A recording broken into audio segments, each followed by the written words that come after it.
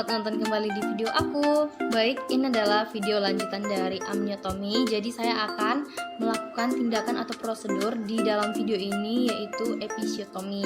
Jadi sebelum saya memulainya, saya akan menjelaskan dulu apa arti dari episiotomi. Jadi episiotomi itu adalah proses yang dilakukan atau tindakan yang dilakukan pengguntingan di bagian perineum si ibu yang akan mau bersalin. Jadi tindakan ini dilakukan yang mana untuk mencegah terjadinya robekan pada perineum supaya tidak lebih besar dan tidak berantakan. Jadi dari awal si ibu tadi mau bersalin, si bidan itu sudah memantau bagaimana keadaan kepala si janin nantinya, atau bagaimana bagian tubuh atau bagian kepala si janin nanti, apakah besar.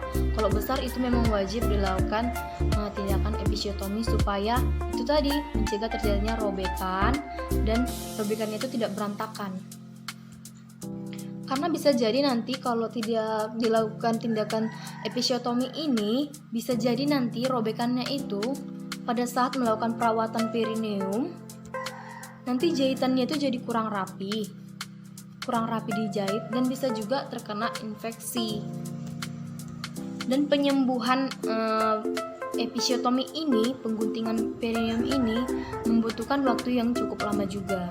Jadi sebelum saya melanjutkan video ini, saya akan mencantumkan beberapa alat saya atau memperkenalkan alat yang akan saya pakai. Oh iya, tindakan episiotomi ini ada dilakukan dengan dua cara. Yang pertama itu ada cara insisi median atau middle. Jadi middle itu dia itu pengguntingnya itu lurus. Nanti yang kedua itu ada.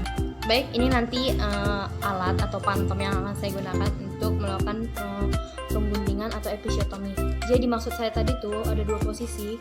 Dia ada pengguntingannya itu nanti secara lurus seperti ini, dan ada juga yang miring. Ya, ada dua cara gitu. Yang miringnya ini bisa di sebelah sisi kiri, bisa di sebelah sisi kanan. Jadi ini kardus ini saya gunakan sebagai pantom. Gitu. Baik, supaya tidak terlalu lama lagi, saya tidak perlu menjelaskan siapa lagi diri saya karena dari video sebelumnya saya sudah menjelaskan identitas saya.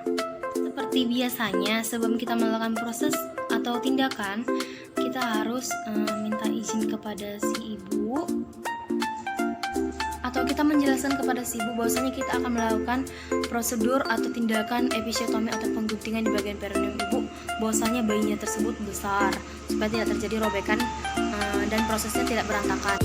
Setelah pasiennya setuju, kemudian saya akan melakukan tindakan tersebut.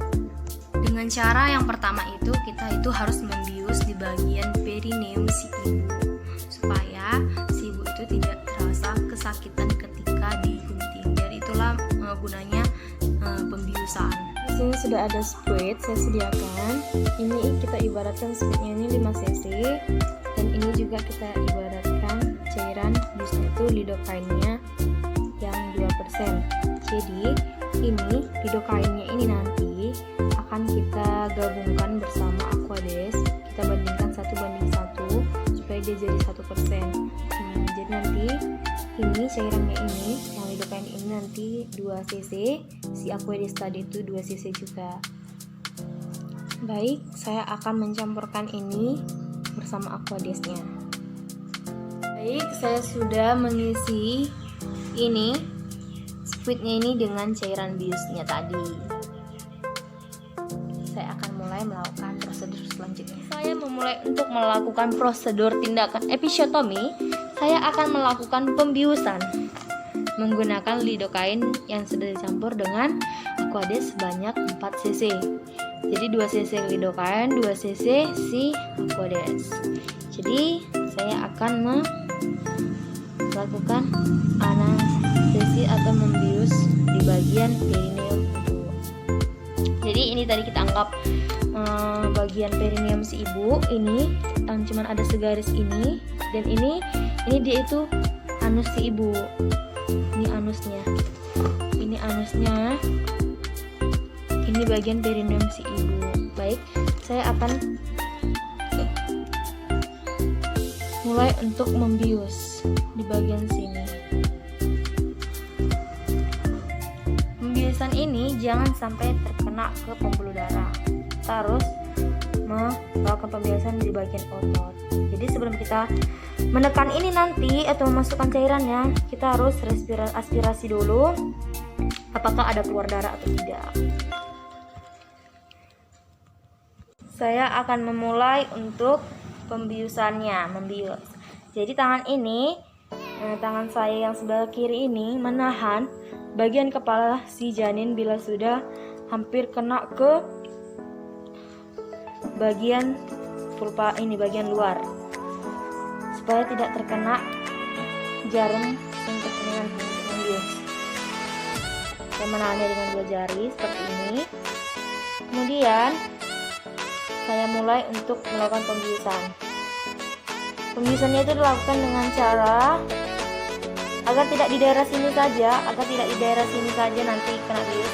Jadi saya harus bisa memaksimalkannya untuk berbagi ke daerah sini dan daerah sini juga, sisi kanan dan sisi kiri. Saya mulai. Saya tusukkan atau saya suntikkan, kemudian aspirasi apakah ada darah. Jika ada darah, kemudian jika tidak ada darah, lalu tarik speednya, sekalian didorong juga cairannya. Oke, didorong sambil ditarik, kemudian geser lagi ke sebelah kiri, aspirasi lagi apakah ada darah. Kalau tidak ada darah, kemudian suntikan lagi sambil ditarik supaya cairan biusnya itu mengalir. Setelah itu kemudian pindahkan ke sisi kiri lagi untuk membius. Dorong